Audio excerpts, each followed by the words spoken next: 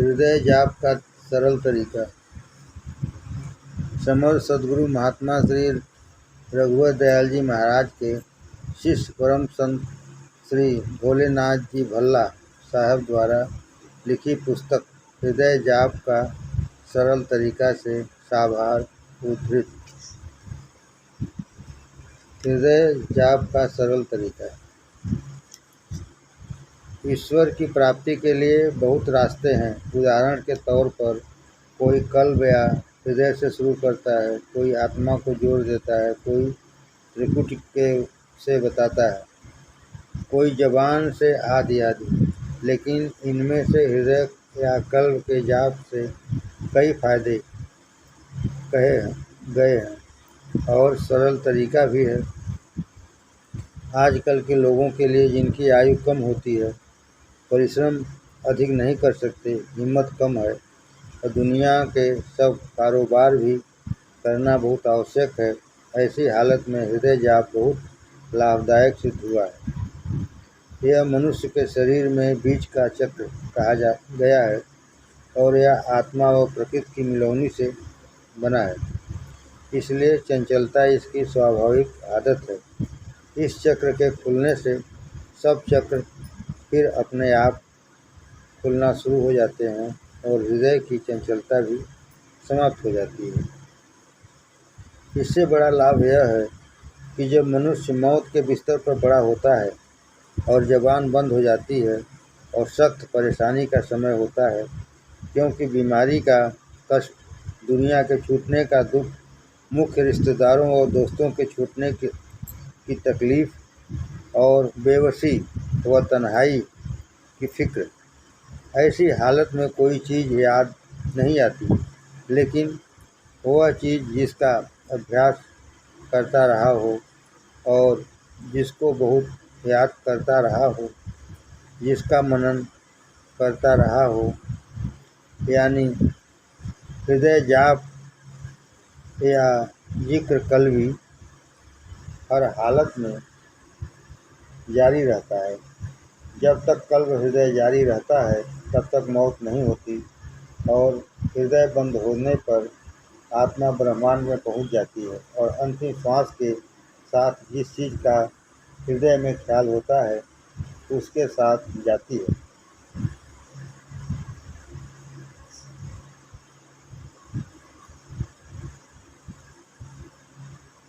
उस समय सद्गुरु जिसका दामन उसने मजबूती से पकड़ा है, उसको तवज्जह अपरोक्ष से देकर नूर खुदा यानी ईश्वर के प्रेम से, जो कि उसका हृदय जाप करता रहा है, भर देता है और उस समय फना या लय की ऐसी हालत होती है, दुनिया की हर चीज़ व तकलीफ को भूलकर अपनी अंतिम सांस ईश्वर के प्रेम में निकालता है और उसकी आत्मा उस परमात्मा जो कि प्रेम का भंडार है के पास पहुंचकर सदा के आनंद में लय हो जाती है।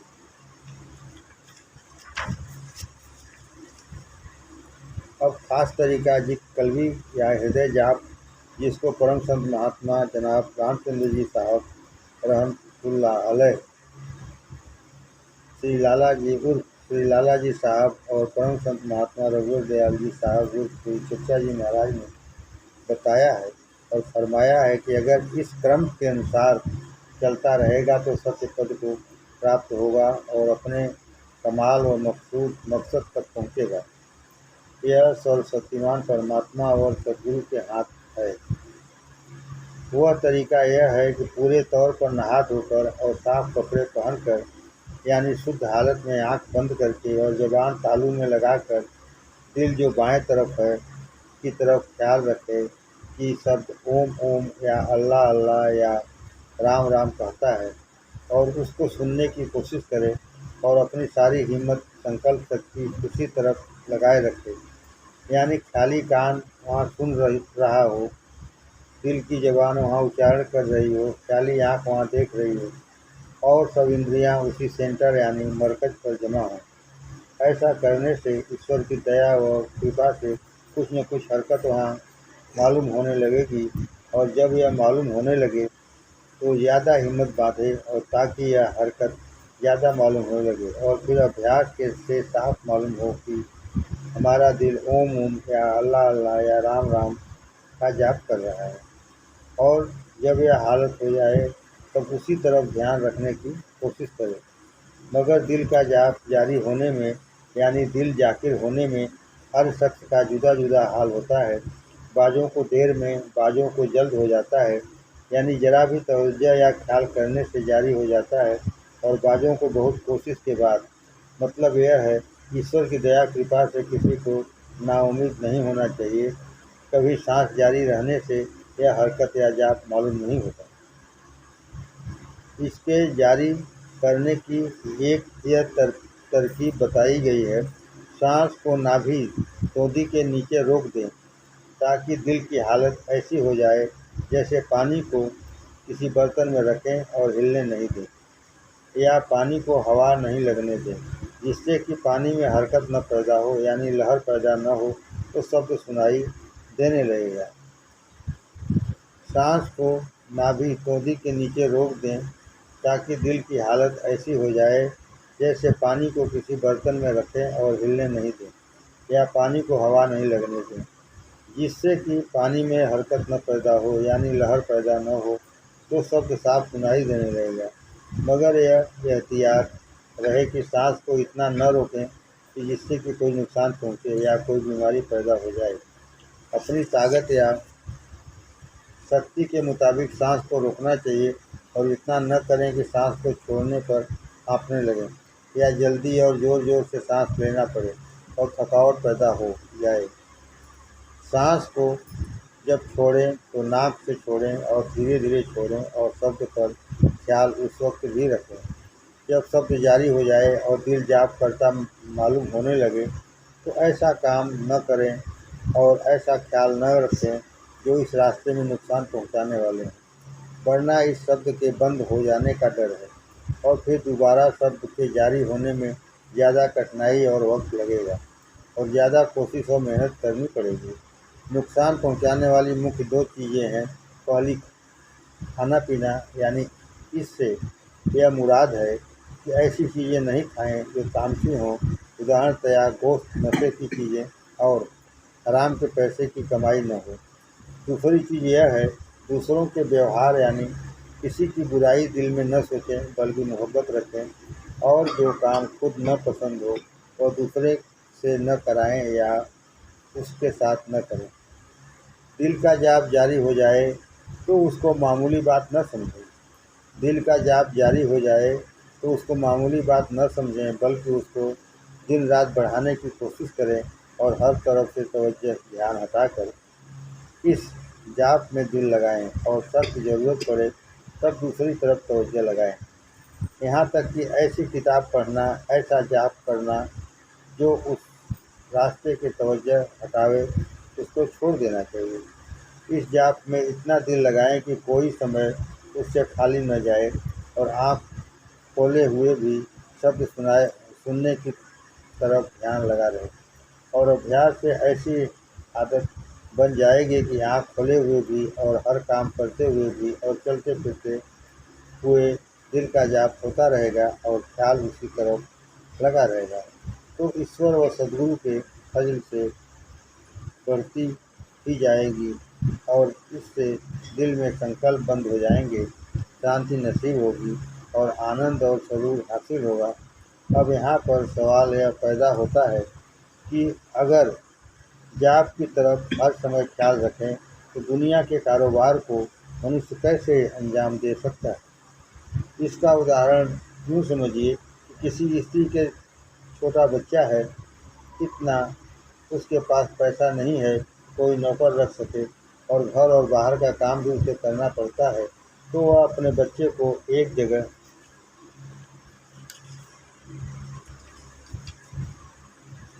आराम से लिटाकर घर पर सब काम करती है, लेकिन ध्यान हर समय अपने बच्चे की तरफ रहता है जिसको कि अकेला लेटा आई है।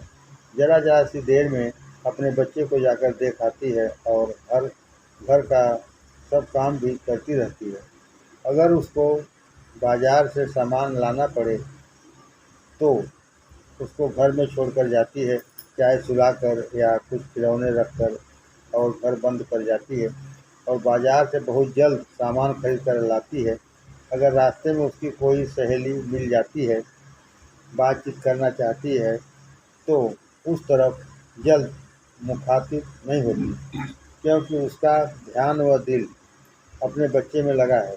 और जब घर में जाती है तो पहले अपने बच्चे को देखती है और बाद में सामान रखती है। इसी तरह दिल के जाप का अभ्यासी दुनिया के सब काम करते हुए दिल में जाप की तरफ निगाह रखता है।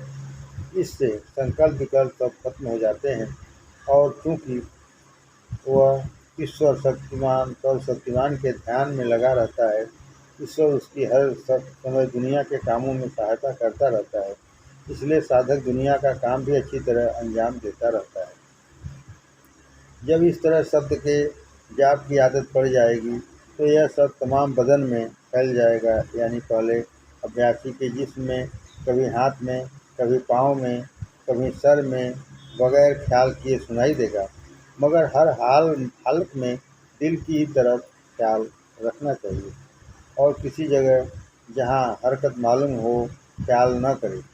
अगर दूसरी जगह सब सुनने में लग जाएगा तो दिल गाफिल हो जाएगा और फिर संकल्प विकल्प के चक्कर में फंस जाएगा, और ज़्यादा समय इस चक्कर में रहने से मुद्दत से छूटी हुई आदत फिर उभर आएगी और पहले से ज़्यादा मजबूती होगी, जिसका अलग करना मुश्किल होगा।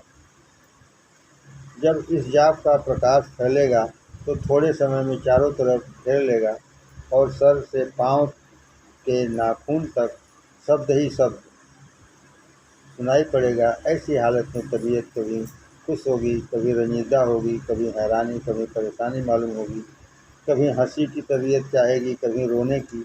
किसी समय यह तबीयत चाहेगी कि कोई न बोले और कोई पास तक न आवे, और कभी एकांत में तबीयत घबराएगी और खूब बातचीत को जी चाहेगा।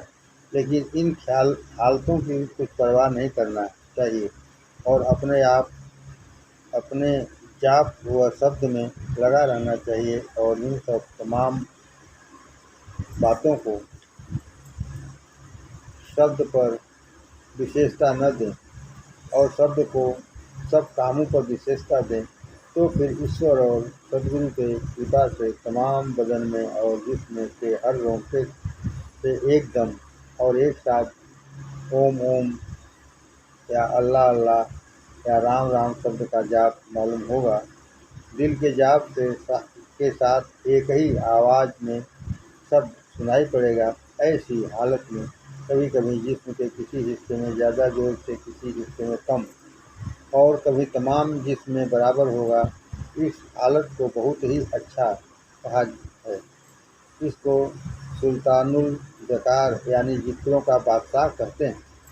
कभी ऐसा होता है कि अभ्यासी के दिल में इच्छा पैदा होती है कि हम सब बातों को जो रास्ते में पड़ती हैं देखते भालते हुए चलें, और उन मुकामों को जो रास्ते में पड़ते हैं उनको भी देखते हुए चलें। इस इच्छा को सैर कहते हैं। अभ्यासी को चाहिए कि इस ख्वाहिश से अपने को निकाल ले जाएं, वरना इस सैर में फंसकर रह जाएगा और असल मकसद पर नहीं पहुंच पाएगा। जाप से असल मंशा यह है कि जिसका जाप किया जावे उसमें फना लय हो जाए। इसलिए ज़बान से नाम का जाप ही सिर्फ न करे, बल्कि दिल में नामी को जगह दे। खाली जाप से कुछ न कुछ फ़ायदा ज़रूर होगा, मगर असल मकसद ईश्वर में लय हो जाए और वहाँ पहुंचकर उस जगह स्थिति कर ले, हासिल नहीं कर सकेगा। यानी नाम की जगह नामी का हुजूर अपने दिल में हासिल जाहिर करे, जिसको हुजूर हक यानी हर समय ईश्वर के सामने रहना चाहते हैं। जिक्र से यह तथ्य है कि जिसका जिक्र या जाप कर रहे हो उसमें फना हो जाए। इस मर्तबे और दर्जे के अभ्यासी को बहुत तरह की अजीब अजीब बातें और हाल जाहिर होने लगते हैं, लेकिन उसको कमाल आखिर समझकर रुक न जाएं, क्योंकि मकसूद अभी दूर है। और जहाँ पर एक बारीक बात है उसको ख्याल रखना चाहिए कि अभ्यासी जब इस आला मर्तबे पहुँचता है तो कल्ब में एक दूसरे किस्म की शब्द जारी हो जाता है। यानी पहले का शब्द इस तरीके का सुनाई देता है जैसे हथौड़ी निहानी पर पड़ने से जैसी आवाज़ निकलती है, और बार बार चोट पड़ने से मालूम होता है, या यूँ समझिए जैसे एक कतरा पानी सिलसिलेवार टपकाया जाए। इस तौर पर अल्लाह अल्लाह या ओम ओम या राम राम की आवाज़ सुनने में आती है। मगर अब यानी दूसरे किस्म का शब्द ऐसा होता है जैसे कि बर्तन की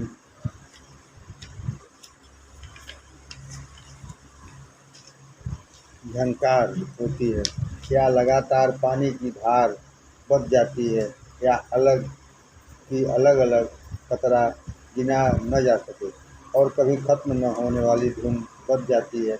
यह शब्द पहले की अपेक्षा बहुत सूक्ष्म है, इस वजह से बहुत अभ्यास और मेहनत के बाद होती है। इसलिए जानना चाहिए कि अभ्यासी पहले वाले शब्द पर जो टुकड़े टुकड़े होकर निकलता है, अल्लाह अल्लाह या ओम ओम या राम राम कहकर जाप कर सकता है। मगर इस दूसरे लतीफ़ शब्द में जो सिर्फ एक है और न इसका कहीं शुरू है और न कहीं आखिर, इस पर किसी नाम से जाप नहीं किया जा सकता, बल्कि यूँ समझना चाहिए कि खुद नामी की आवाज़ है। यह सब शब्द परमात्मा के हैं। इस शब्द पर वह जिक्र का आनंद और है जिसके बयान को जवान मुख है, और इसको सूरत शब्द भी कह सकते हैं। यह अभ्यास बहुत लाभदायक है और खतरे शैतानी या खतरे नफसानी को दूर करने वाला है, हमेशा की शांति देने वाला है। एक सुई होती है और तो बेखुदी व अनुपस्थिति गैबत हासिल होती है, जिससे स्थित प्रज्ञ के मुकाम पर पहुँचता है।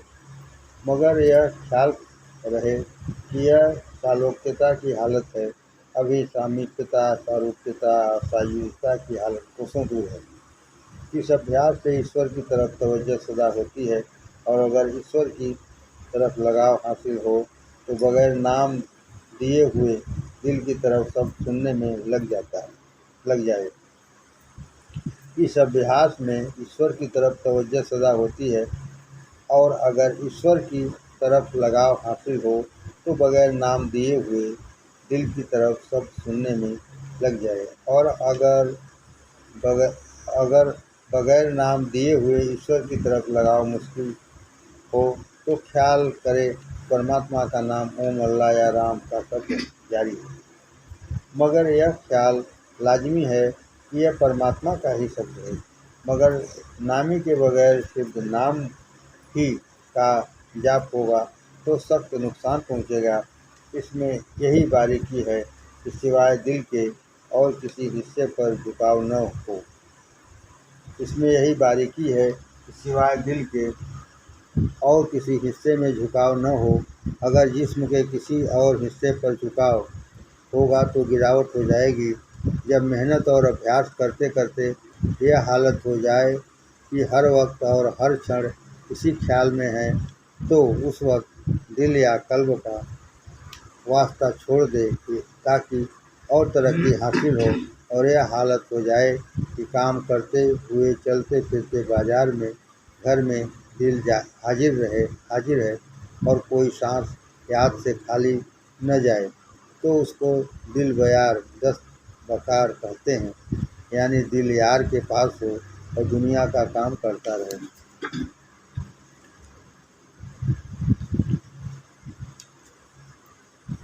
अगर किसी वजह से किसी वक्त बिला वास्ता दिल की तवज्जो कायम न रह सके तो फिर दिल की तरफ झुकाव हो जाए और फिर उसी शब्द का वसीला पकड़े।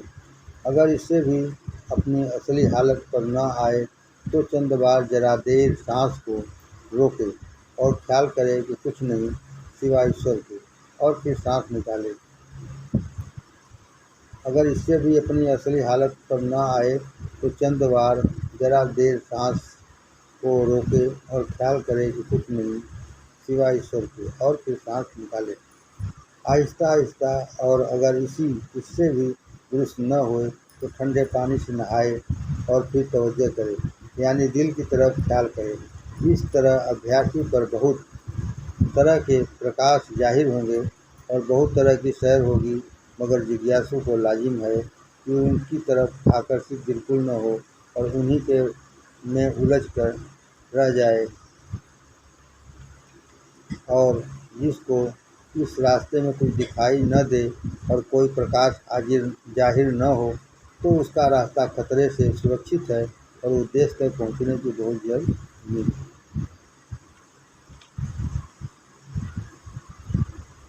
जिसको इस रास्ते में कुछ दिखाई न दे और कोई प्रकाश जाहिर न हो, तो उसका रास्ता खतरे से सुरक्षित है और उद्देश्य तक पहुँचने की बहुत जल्दी उम्मीद है।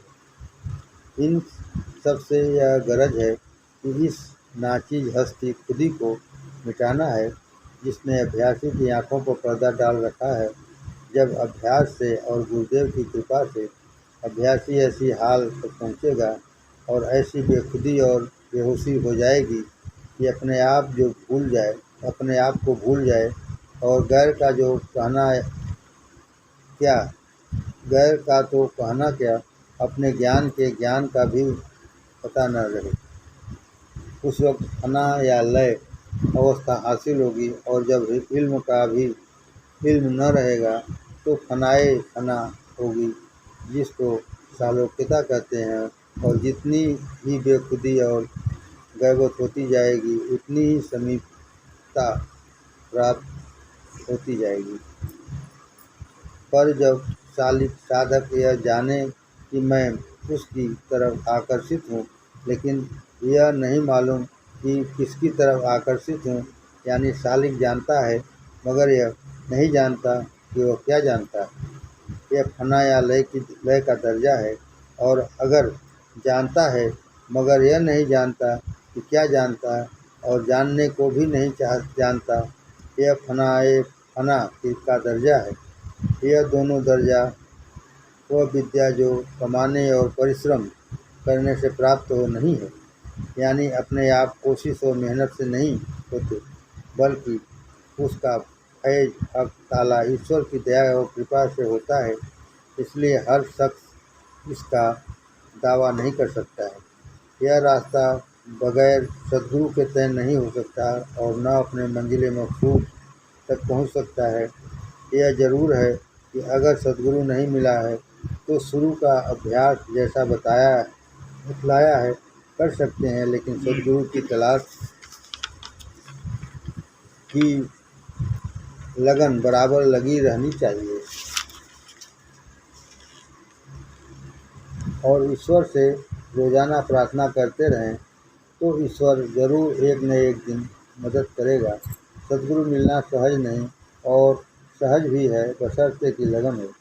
ईश्वर से प्रार्थना करते रहें, आंखें खोल कर देखते चलें, जल्दबाजी न करें और न कभी किसी के कहने से किसी को गुरु मान लें, जब तक कि अपना अंतःकरण न कबूल करे।